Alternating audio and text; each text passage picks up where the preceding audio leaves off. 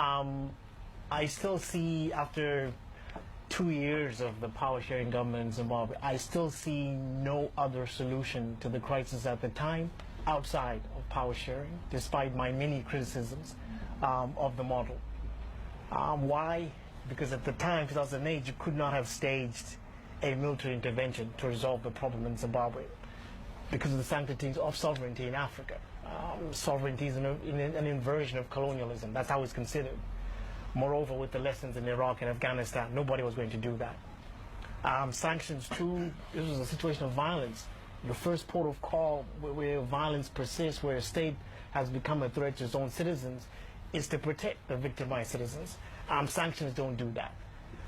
So power sharing at the time was the only train in the station, and still is.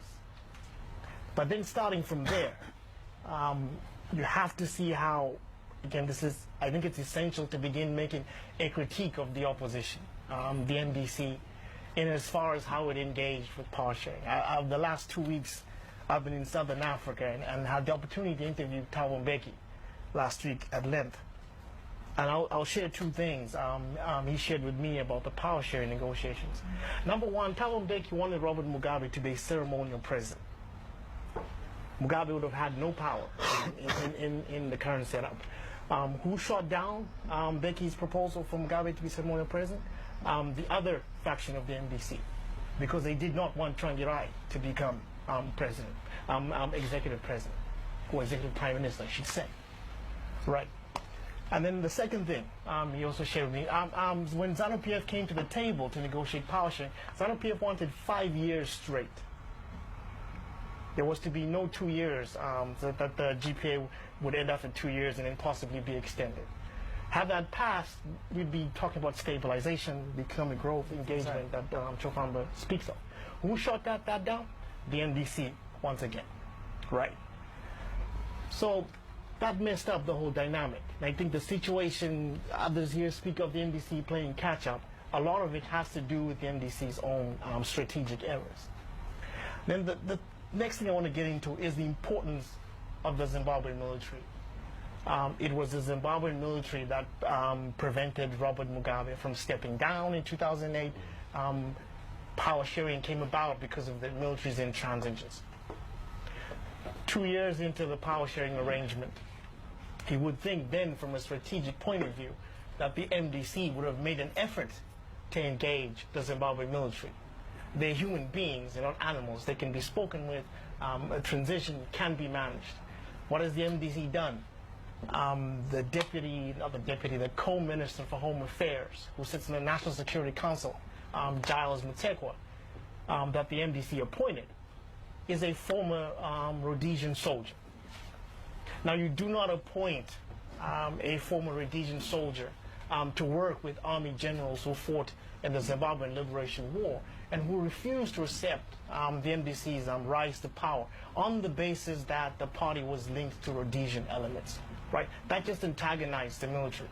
So there's a wider rift between the MDC and the military today.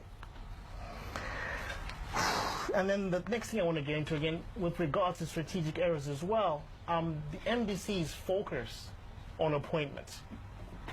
Constantly, when I spoke to Mbeki, and when you speak to elements in Zimbabwe, in ZANU-PF and the MDC, consistently the MDC is argued with ZANU-PF over appointments to the Reserve Bank, the Attorney General, provincial governors. In doing so, right, they've paid less attention to arguments over institutional reforms, right? The military remains unreformed. The media reforms have not been implemented. But if you speak to MDC officials today, they will tell you the Reserve Bank governor was appointed illegally. The provincial governors were appointed by Mugabe unilaterally. This is what they're focused on. Jobs for the boys instead of institutional reforms. So my line would be, because of the MDC's strategic errors, we are where we are today. And should the MDC find itself out of power this time, they only have themselves to blame. I think too much emphasis has gone into to what ZANU-PF has done. True, I'm not an apologist. ZANU-PF has waged violence. It has manipulated the state in various ways. And I always tell people that ZANU-PF is a sophisticated party. But the more I observe, the more I talk to people closely engaged with the power sharing process in Zimbabwe, I begin to wonder whether ZANU-PF is sophisticated at all, or it's the fact that they just simply face a mediocre opposition. I think there's so much mediocrity in the opposition, in civil society, and again, in line with what George had to say, in the way that international media and media in Zimbabwe has assessed the Zimbabwean problem. I'll stop there.